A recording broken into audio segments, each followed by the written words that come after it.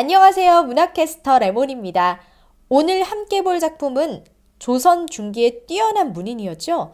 허균 선생의 남궁선생전입니다.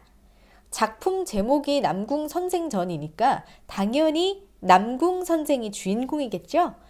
남궁선생의 이름은 두이고요. 전라북도 인피라는 고을에서 대대로 넉넉하게 산 양반이었어요. 머리도 아주 똑똑한 사람이었죠. 을묘년 1555년에 사마시, 그러니까 생원과 진사를 뽑는 시험에 응시해서 아주 좋은 성적으로 합격을 했어요.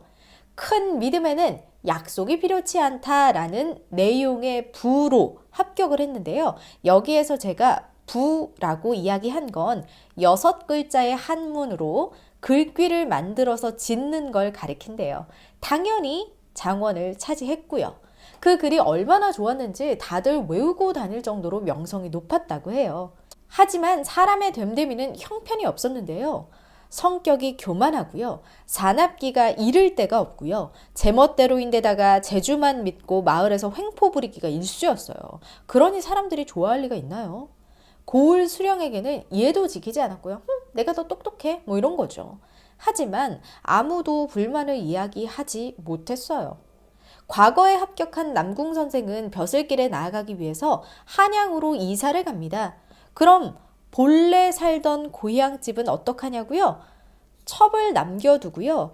가을마다 돌아와서 첩을 만나고 논밭에 열린 곡식을 수확하는 모습을 관리하기로 합니다. 남궁두의 첩은 무인의 딸이었는데요. 얼굴이 아주 아름답고 총명해서 남궁두가 몹시 아끼는 첩이었어요. 그런데 3년 뒤 1558년 무오년에 급하게 고향으로 돌아오게 된 남궁선생은 미처 고향집에 기별을 하지 못하고 다다르게 됩니다. 날이 어두워져서 홀로 말을 타고 터덜터덜 집으로 향했는데요. 어둠 속에서 지켜보니까 아름답게 차려입은 첩이 대청에서 누군가를 기다리고 있더라고요. 이상하다.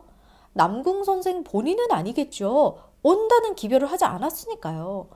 알고 보니 남궁선생의 사촌과 내통을 하고 있었던 거예요. 남궁선생은 두 사람이 불을 끄고 방으로 들어갈 때까지 기다리다가 활을 쏘아서 먼저 첩을 죽이고요. 그 다음에 사촌을 죽입니다. 그리고는 두 사람을 밭에 묻어버려요. 사실 첩과 내통한 죄는 아주 크게 묻기 때문에 남궁선생이 이렇게 나서서 죽이거나 할 필요가 없었어요. 죽을 죄를 지었거든요.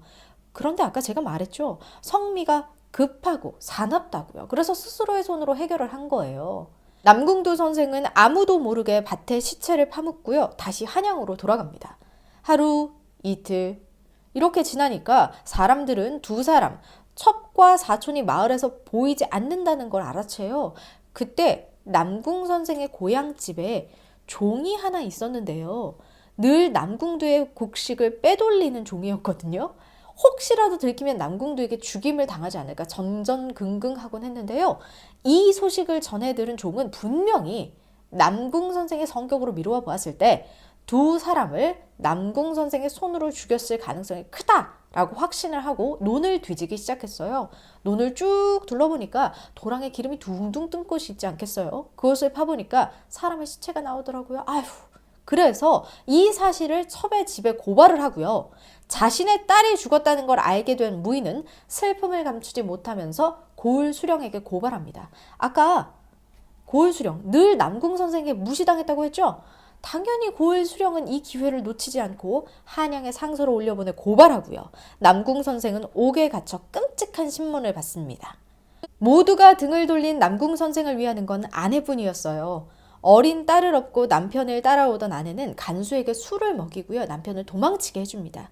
그 사이에 인피에 있던 가산, 재산들은 모두 사촌과 첩으로 집으로 나누어서 들어갔고요.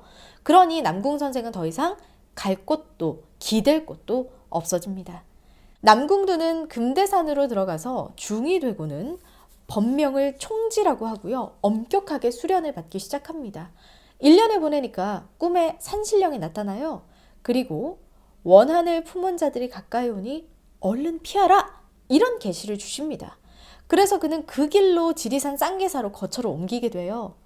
역시 꿈에서 들은 내용대로 다음날 첩과 사촌의 일가가 금대산에서 남궁선생을 찾기 시작합니다. 몸을 피한 남궁선생은 쌍계사에 사람이 너무 많아서 태백산으로 향해요. 의령의 암자에서 쉬는데 웬 젊은 중이 말을 걸더라고요. 그러더니 아하, 보아하니 선비님이신데 왜 머리를 깎으셨습니까? 아, 성격이 모지시구만. 유학을 했으면 명성을 얻으셨을 텐데요. 그러면서 아무 대답도 안 했는데 아하, 두 사람의 목숨을 해했구만. 이렇게 이야기하니까 남궁 선생이 그 자리에서 스승으로 모시겠다고 합니다. 하지만 젊은 승려는 자신보다는 무조 치상산에 있는 스님에게 찾아가 보라고 권유를 하고 사라져요. 1년을 헤맸습니다. 아, 치상산 안에 도대체 어디에 계신지 찾을 수가 없어요. 그러다가 산속 시냇가에 이르렀는데 커다란 복숭아 씨가 하나 떠내려오네요. 복숭아 하면 뭐가 떠오르죠? 바로 무릉도원입니다. 봉우리에 허름한 집 한 채가 우두커니 놓여 있고요. 장로 한 노스님이 남궁 선생을 흘끔 보며 나왔지만 쉽게 제자로 받아들여 주시질 않으세요. 사흘을 빌어야 했습니다. 이 장로님이 보통이 아니거든요. 원래 한센병에 걸려서 14살 때 버려졌는데요. 이 산에 와서 풀을 먹고 신이한 능력을 가지기 시작해서 이 산에 머무르면서 다른 스승님께 가르침을 받았다고 합니다. 아이고 참 모질구나. 이런 성품을 가진 자에게는 다른 것은 가르칠 수가 없으니 내 불로정생하는 법이나 가르쳐주련다 하면서 훈련이 시작됩니다. 첫 번째, 앞으로 잠을 자지 않는 훈련을 하라고 하세요. 두 번째, 도가의 경전을 매일 10번씩 읽도록 가르칩니다. 세 번째, 곡기도 끊으라고 하세요. 곡기도 끊고 잠도 줄이고 매일 책을 읽으니 온몸에 부스럼이 나는데요. 100일 후 모든 게 떨어지면서 얼굴빛이 좋아지게 됩니다. 치상산에서 이렇게 수련을 하면서 3년을 지내니까 책을 10,000번씩 읽게 되고요. 6년을 지내니까 신선이 되어서 하늘에 오를 만한 경지에 이르렀어요. 그러니 이제 최종 가르침, 기를 돌리는 법을 배우기 시작합니다. 방법은 간단해요. 아주 고요한 상태가 되어야 합니다. 심신 모두요. 남궁두는 조용히 도를 이루게 해달라는 주문을 외우는데요. 그러니 점점 배꼽 아래에서부터 금빛 광채가 나기 시작하는 거예요. 남궁두는 금빛 광채를 보니까 욕심이 버쩍버쩍 나지 않겠어요? 그러다가 그 욕망 때문에 상단전, 이 상단전은 뇌를 가리키거든요. 뇌가 불타버리기 시작합니다. 다행히 노수님의 도움으로 이렇게 지팡이를 탁 치니까 진정이 되긴 했는데 다시 기운을 차린 건 7일 만이었어요. 신선이 더 이상 될 수는 없어요. 노스님 역시 크게 한탄하십니다. 넌 실패했다.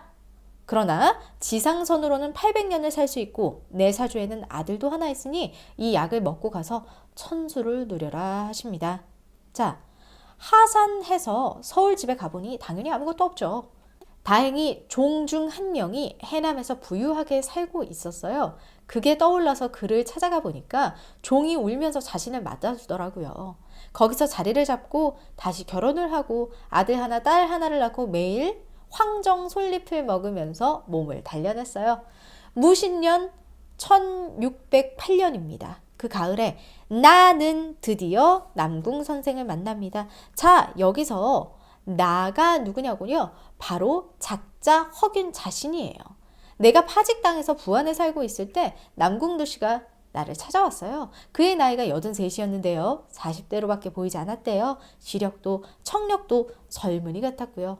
그런데 남궁 선생의 밥을 먹고 숨을 쉬는 것이 원래 솔잎을 드셔야 되는데 원래 이렇게 많이 안 드셔야 되는데 그냥 보통 사람 같네요. 그래서 내가 묻죠. 어찌 그러십니까?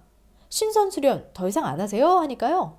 나 이제 그거 더 이상 안 해 하시면서 어차피 오래 살아봐야 내가 사랑하는 사람들 다 없어져 가고 늙었다며 비웃음이나 사니 그냥 인양저냥 살다 가겠다라고 대답하십니다. 그러면서 선가의 비결이란 바로 참는 것이다 라고 알려주며 수십 일을 머물다가 사라지십니다. 그렇게 남궁 선생의 마지막 행적이 나와요. 이 소설은 허구와 실제가 교묘하게 조화를 이루는데요. 실제로 남궁두라는 사람은 실존을 했고요. 전북 함열 출신의 학자였다고 합니다. 하지만 수련을 하면 800살을 살 수 있다던가 하는 부분은 아무리 보아도 믿기가 어렵죠. 허구적인 부분과 실제적인 부분이 동시에 가미가 되어 있기 때문에 더욱 사실적으로 다가와서 더 개연성 있게 다가와서 재미가 있는 소설입니다. 허균 선생의 남궁선생전 여기까지였고요. 지금까지 문화캐스터 레몬이었습니다.